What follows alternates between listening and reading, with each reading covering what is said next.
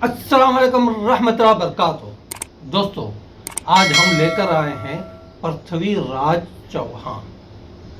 पृथ्वीराज चौहान वो हुक्मरान हैं जिसे बड़े सगीर और पूरी दुनिया में जाना पहचाना जाता है और सबसे ज़्यादा सर्च किया जाता है और पढ़ा लिखा जाता है, जिस पर बहुत सारी मूवी, ड्रामे और कहानियाँ बनती हैं। आज हम बात करेंगे पृथ्वीराज चौहान की पैदाश से लेकर वफात तक तारीख दानों के किताबों के हवाले से। कुछ तारीख दान पृथ्वीराज चौहान की पैदाश की तारीख 1149 बताते हैं तो कुछ 1166 बताते हैं, लेकिन हम ज़्यादातर 1166 को ही लेकर चलेंगे। 1166 से लेकर 1192 तक हम वही बताएंगे जो तारीख के किताबों में लिखा हुआ है। कोई भी बनावटी कहानी नहीं बताया जाएगा। जो कुछ तारीख दानों ने लिखा है वही तारीखी किताबों के हवालों से बताया जाएगा।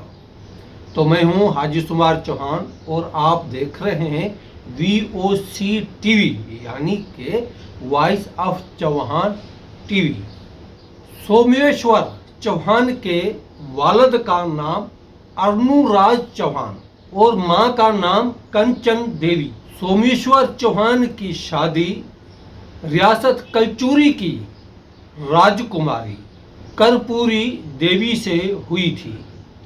सोमेश्वर चौहान को कर्पूरी देवी से 2 बेटे हुए, जिसमें बड़ा पृथ्वीराज चौहान था और छोटा हरिराज चौहान। 1177 ईस्वी में सोमेश्वर चौहान वफात पा गए। सोमेश्वर चौहान की वफात के बाद जो अजमेर रियासत के हुक्मरान बने वो थे पृथ्वीराज चौहान, जिसे पृथ्वीराज थर्ड यानी तीसरा भी कहा जाता है। पृथ्वीराज चौहान 1177 से लेकर 1192 तक पहले अजमेर और फिर दिल्ली के हुक्मरान रहे। पृथ्वीराज चौहान का जन्म 1149 या 1166 बताया जाता है, पर ज़्यादातर तारीख दान 1166 को ही मानते हैं। जाए पैदाश गुजरात की राजधानी अनहिलवाड़ा या अनहिल पटन सोमेश्वर चौहान के घर पैदा हुआ, जो अजमेर चौहान के हुक्मरान थे, और पृथ्वीराज चौहान की मां का नाम कर्पूरी देवी था। पृथ्वीराज चौहान को 11 साल की उम्र में ही हुक्मरानी दे दी गई थी। वो अजमेर चौहान नगर का हुक्मरान बना था अपने वालिद सोमेश्वर चौहान की वफात के बाद। पृथ्वीराज चौहान को हुक्मरान बनाने के बाद उसकी वालिदा कर्पूरी देवी को पृथ्वीराज चौहान की निगरान और रियासत की भागदौड़ उसके हवाले कर दी गई थी, और रियासत में जो भी हुक्म जारी हुआ करता था वो कर्पूरी देवी ही हुक्म जारी करती थी, और हुकूमत के सारे पावर कर्पूरी देवी के पास ही थे। कर्पूरी देवी ने पूरा साल अजमेर नगर की रियासत को संभाला। फिर उसके बाद खुद पृथ्वीराज चौहान हुक्म जारी करने लगे।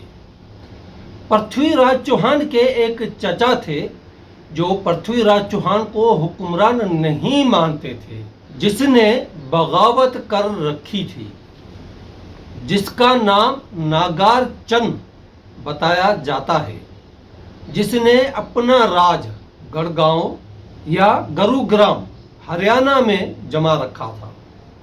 कहा जाता है कि पृथ्वीराज चौहान ने गुड़गांव रियासत पर हमला किया और अपने चाचा और उसके पूरे ख़ानदान को ख़त्म कर दिया और गुड़गांव और रियासत अजमेर रियासत में मिला दी। अब पृथ्वीराज चौहान एक मजबूत हुक्मरान बन चुके थे। अब हुक्मरानी का कोई भी दावेदार नहीं था सिवाय पृथ्वीराज चौहान के, और पृथ्वीराज चौहान एक मजबूत हुक्मरान बन चुके थे। अजमेर रियासत का वजीर आजम था कदम बावास या कामास, जिसको वजीर आजम उसकी मां ने मुकर्रर किया था। अब तक अजमेर नगर में ज़्यादातर हुक्म वजीर आजम का ही चलता था। ये बात पृथ्वीराज चौहान को अच्छी नहीं लगती थी। अब पृथ्वीराज चौहान को अपना हुक्म चलाना था। इसीलिए पृथ्वीराज चौहान ने एक अपना खास बंदा वजीर आजम मुकर्रर किया, जिसका नाम था प्रताप सिंह। प्रताप सिंह को वजीर आजम बना दिया और कदम बावास को हटा दिया या मरवा दिया। इसके बाद पृथ्वीराज चौहान अपनी रियासत अजमेर की तोसीह करना चाहता था, कुछ और रियासतें जम करना चाहता, जिसके लिए उसको बहुत सारी जंगें लड़नी पड़ी और उसने आसपास के राज फतह करना शुरू कर दिए, जिनमें भंडारको राज, महूबा राज भी शामिल है। इसके अलावा और भी छोटी मोटी रियासतें फतह की। अब बात करेंगे उत्तर प्रदेश की रियासत कन्नौज की, जिसका राजा थे जयचंद गढ़वाल। इस रियासत की एक कहानी पृथ्वीराज चौहान के साथ जुड़ी हुई है। कहा जाता है कि जयचंद गढ़वाल की बेटी, जो कन्नौज रियासत की राजकुमारी थी, जिसका नाम सान्यो गीता था। सान्यो गीता के बारे में एक मशहूर कहानी है, जिसमें बताया जाता है कि पृथ्वीराज चौहान सान्यो गीता को कन्नौज रियासत से भगाकर ले गए थे। पर तारीखदान इस कहानी को एक कथा समझते हैं और बहुत से तारीखदान इसको हकीकत नहीं समझते। अब पृथ्वीराज चौहान का मोहम्मद गौरी के साथ जो जंगें हुई उसका तज़किरा किया जाएगा। पृथ्वीराज चौहान और मोहम्मद गौरी की पहली जंग तराइन के इलाके में हुई। ये सन 1191 ईस्वी बताया जाता है और दूसरी जंग भी वहीं हुई। ये सन भी 1192 बताया जाता है। तराइन एक इलाका है जो हरियाणा के शहर करनाल जिला में है। पहली जंग 1191 में जो हुई थी वो पृथ्वीराज चौहान ने जीती थी और मोहम्मद गौरी को पीछे हटा दिया था। फिर जल्दी ही दूसरी जंग 1192 में हुई, जो मोहम्मद गौरी ने जीती और पृथ्वीराज चौहान को मार दिया गया था। पृथ्वीराज चौहान की मौत कैसे हुई, इस बारे में तारीखदानों ने अलग अलग तारीख लिखी है और अलग अलग कारण बताया है। पर सन 1191 और 1192 ईस्वी में ये जंगें हुई थी, इस पे सारे तारीखदान मुत्तफक है। लेकिन कुछ तारीखदान 2 से ज़्यादा जंगें बताते हैं, जिनमें है तारीखी किताब पृथ्वीराज रासो, जिसके लेखक हैं चंद परदाई। इस किताब में पृथ्वीराज और मोहम्मद गौरी की जंगों के बारे में 21 बार बताया गया है, यानी कि 21 बार जंगें मोहम्मद गौरी और पृथ्वीराज चौहान के दरमियान हुई। दूसरे हैं सूरचंद चरित्र। इस किताब के लेखक हैं चंद्रशेखर। चंद्रशेखर ने भी 21 बार जंगें बताई हैं। तीसरे हैं हमीर महाकावी। इसके लेखक हैं नयन चंद्र सूरी। इसने 7 बार जंगें बताई हैं। चौथा किताब है परमद कोश। इस किताब को राजशेखर ने लिखा है, जिसने 20 जंगें बताई हैं। पांचवा है परमथ चंता। इसको आचार्य मेरुतांग ने लिखा है और इसमें 23 बार जंगें बताई गई हैं। कुछ और भी किताब है जिनमें 20 से ज़्यादा जंगें बताई जाती हैं, लेकिन मुस्लिम तारीखदान फ़कत 2 ही जंगों के बारे में लिखते हैं जो 1191 और 1192 में हुई थी, और बाकी हिंदू तारीखदानों के किताबों में मिलती हैं। लेकिन गोपीनाथ शर्मा अपनी किताब में लिखते हैं कि जो छोटी मोटी झड़पें होती थी या बॉर्डर में झड़पें होती थी, वो सारी झड़पों को मिलाकर ही 21, 22, 23 बार जंगें बताया गया है। 1191 वाली जंग से पहले थोड़ा कुछ मोहम्मद गौरी के बारे में मालूमात लेते हैं। 1173 में मोहम्मद गौरी को गजनी का गवर्नर मुकर्रर किया गया था। गजनी के हुक्मरान मोहम्मद गौरी के भाई गयासुद्दीन गौरी ने अपने भाई शहाबुद्दीन, जो बाद में मोहम्मद गौरी के नाम से पहचाना गया, उसको गजनी का गवर्नर मुकर्रर किया था। और मोहम्मद गौरी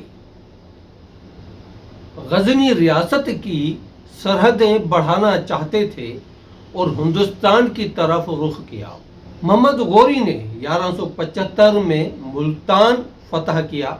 1178 में गुजरात पर हमला किया, पर गुजरात के हुक्मरान जाड़ूकी खानदान से थे। उस वक्त के हुक्मरान भीमदोम थे। भीमदोन मोहम्मद गौरी को पीछे हटने पर मजबूर कर दिया और मोहम्मद गौरी वापस गजनी चले गए। अब मोहम्मद गौरी ने एक फैसला लिया, अगर हिंदुस्तान पर हुकूमत करनी है, उत्तर हिंदुस्तान के इलाकों में अपनी फौजें मजबूत करनी पड़ेंगी। फिर 1181 में मोहम्मद गौरी ने सियालकोट फतह किया और 1186 में लाहौर को फतह किया। उस वक्त लाहौर के हुक्मरान थे मलक खुसरो। इन इलाकों में मोहम्मद गौरी ने अपनी फौजों को मजबूत किया। इसके बाद मोहम्मद गौरी ने तबर हिंद या सर हिंद, पंजाब का शहर जो अभी भटंडा के नाम से मशहूर है, 1191 में उस शहर को फतह किया। जब 1191 में तमर हिंद फतह हुआ तो पृथ्वीराज चौहान ने मोहम्मद गौरी की फौज का रास्ता रोका और आगे बढ़ने न दिया, और पहली जंग तराइन के इलाके में हुई। वो सन था 1191 और वो जंग पृथ्वीराज चौहान जीता था और मोहम्मद गौरी को पीछे हटना पड़ा और मोहम्मद गौरी पीछे गजनवी चले गए। मोहम्मद गौरी ने एक बार फिर ताकतवर फौज बनाई, जिसमें तुर्क, अफगानिस्तान, कुछ और रियासतों से ताकतवर फौजी इकट्ठे किए और 1,20,000 के लश्कर के साथ तराइन के इलाके में जंग की तैयारियों के साथ पहुंच गए। अब बात करते हैं तराइन की दूसरी जंग के बारे में, जो सन 1192 में हुई थी, जिसमें पृथ्वीराज चौहान की हार हुई थी। इस जंग के बारे में मुख्तसर मालूमात लेते हैं। 1192 वाली जंग में मोहम्मद गौरी के पास ताकतवर फौजें शामिल थी। उसके बाद जो आसपास की रियासतें थी, जिनका पृथ्वीराज चौहान के साथ जंगें चल रही थी या नाराजगियां थी, उन रियासतों को भी मोहम्मद गौरी ने अपने साथ मिला लिया था। जैसा कि कन्नौज के हुक्मरान जयचंद कटवाल को भी अपने साथ मिला लिया था। तराइन की दूसरी जंग का आगाज हुआ और पृथ्वीराज चौहान हार गए और उसके बाद मारे गए। यहाँ पर पृथ्वीराज चौहान के हारने की वजह बताई गई है।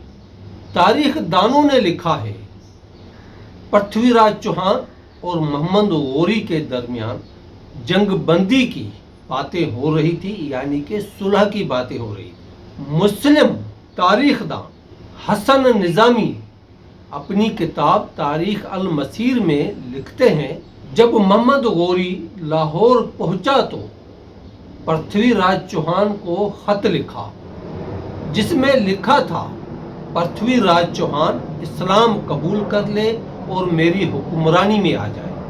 जिसके जवाब में पृथ्वीराज चौहान ने लिखा, गजनवी को अपने मुल्क लौट जा, नहीं तो जंग के मैदान में मुलाकात होगी। पहली जंग 1191 जिसमें मोहम्मद गौरी हारे थे, उस माहौल को देखते हुए मोहम्मद गौरी और पृथ्वीराज चौहान के दरमियान सुलह की बातें होने लगी, जिसमें मोहम्मद गौरी ने कुछ शर्तें रखी थी। शर्त इस तरह थी कि मुल्तान और तमर हिंद ये 2 इलाके मुझे दे दिए जाएं, और उसके बाद मोहम्मद गौरी ने कहा कि मैं अपने बड़े भाई शहाबुद्दीन से मशवरा करूंगा, अगर वो राज़ी होते हैं तो सुलह होगी। और इसी तरह के पैगामात लेकर कासद आते जाते रहे। पृथ्वीराज चौहान की फौज में ये बात आम हो गई थी कि सुलह हो रहा है, और वो लोग जंगी तैयारियों से कुछ हट गए थे और फौजें जंग के लिए बिल्कुल तैयार नहीं थी।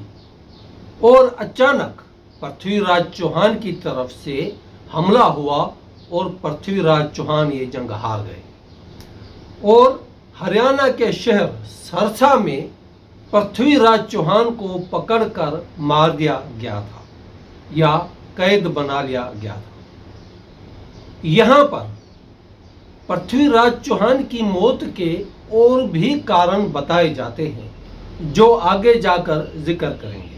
पृथ्वीराज चौहान के हारने की वजह कुछ और तारीखदान भी लिखते हैं।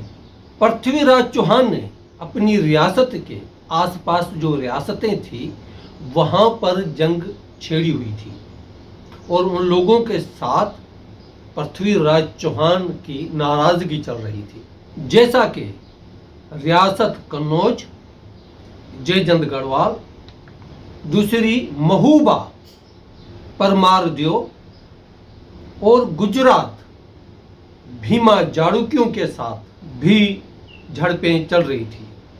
इसीलिए भी पृथ्वीराज चौहान को कहीं से मदद नहीं मिली और वो जंग हार गए। अब बात करेंगे पृथ्वीराज चौहान की मौत कैसे हुई और मौत का कारण क्या था। तारीखी किताब पृथ्वीराज रासू चंद बरदाई ने लिखा है। चंद बरदाई कहते हैं कि पृथ्वीराज चौहान को मोहम्मद गजनवी ने जिंदा पकड़ा और गजनवी ले गए, और वहाँ जाकर उसकी आंखें फोड़ दी, उसको अंधा बना दिया गया।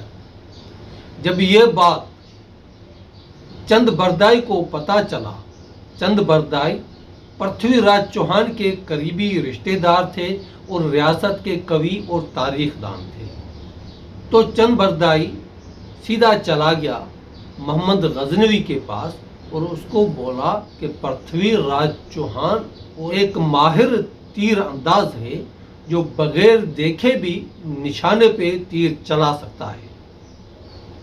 फिर मोहम्मद गौरी ने एक पंडाल सजाया जहाँ पे एक तमाशा रचाया गया और पृथ्वीराज बुलाया गया, जो अंधे हो चुके थे उसको तीर दिए गए कि अपने निशाने पर लगाओ।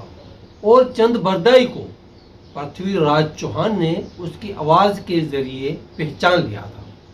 फिर चंद बरदाई ने बहुत ही होशियारी से पृथ्वीराज चौहान को बताया कि मोहम्मद गजनवी कहाँ पर और कितनी ऊंचाई पर बैठा है। क्लिप देखें। तीर चलाएंगे, पृथ्वीराज कमान बांध, है अंतिम अवसर यही, एक बाण से लक्ष्य बेध कर मत चूके चौहान। 4 बास 24 गज, अंगुल अष्ट प्रमाण, ता ऊपर सुल्तान है, मत चूके चौहान। लगाओ निशाना, निशाना साधो पृथ्वीराज। गौरी की आवाज तथा दोहा सुनकर पृथ्वीराज गौरी पर तीर चला देते हैं।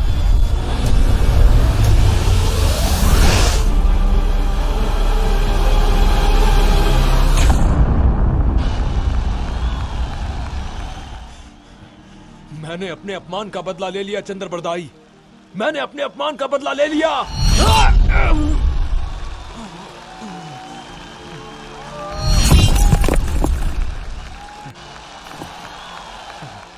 गुलामी से अच्छा तो मृत्यु लोक है। इस कविता में निशानदेही की गई थी कि मोहम्मद गौरी कहाँ पर है, और इस कविता के बाद पृथ्वीराज चौहान ने वो तीर चलाया जो जाकर सीधा मोहम्मद गौरी गजनवी को लगा और उसकी वहां पर शहादत हुई। उसके बाद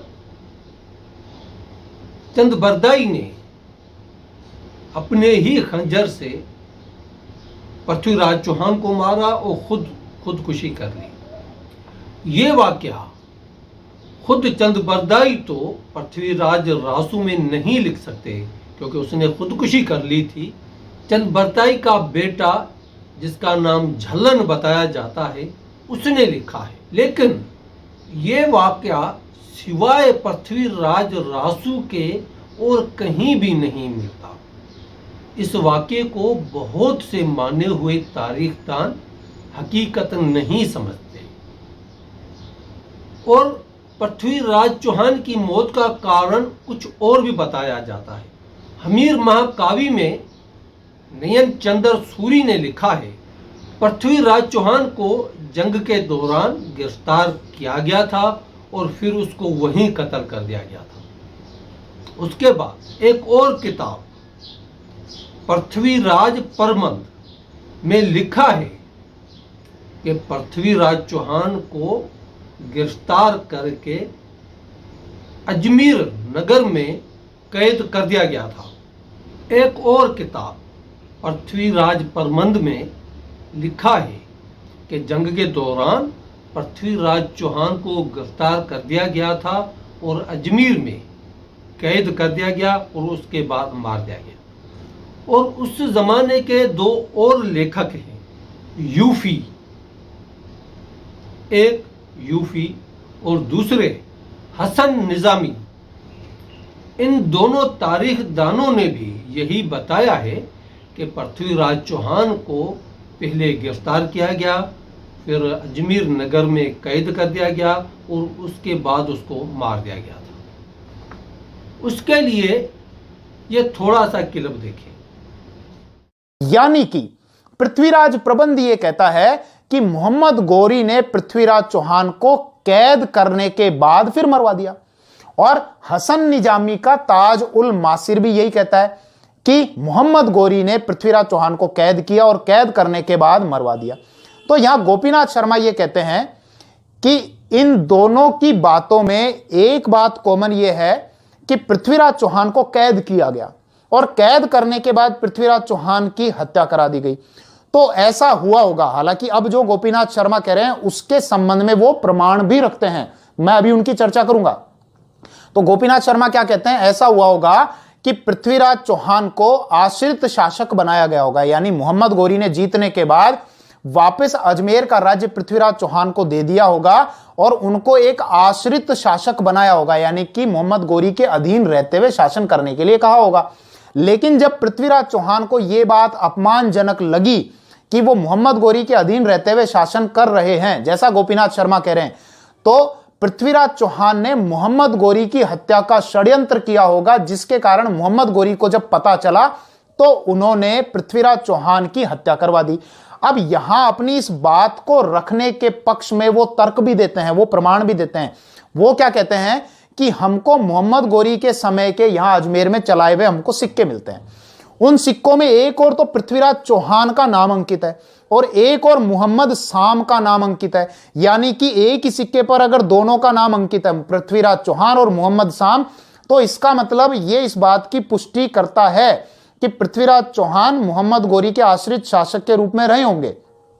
इसके अलावा गोपीनाथ शर्मा अपने पक्ष में यह तर्क भी देते हैं कि बाद में हम ये जानते हैं कि मोहम्मद गौरी ने पृथ्वीराज चौहान के पुत्र गोविंद राज को आश्रित शासक बनाया था।